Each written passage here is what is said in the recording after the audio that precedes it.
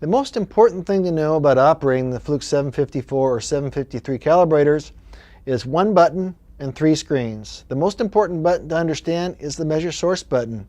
It configures whether the calibrator is in the measure screen, the source screen, or the calibration split screen.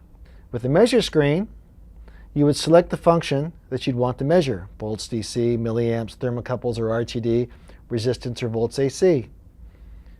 In the source screen, you configure what you want to source. We can source milliamps, volts DC, we can simulate thermocouples or RTDs, we can measure pressure being sourced to a device we're testing, we can source frequency, and simulate resistance.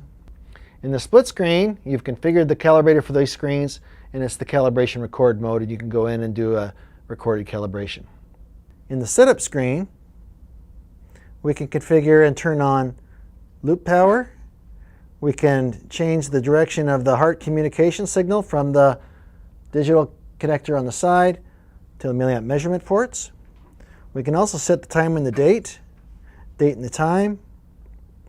And we can select pressure units, change pressure units, and temperature units, and input our name into the calibrator to personalize it.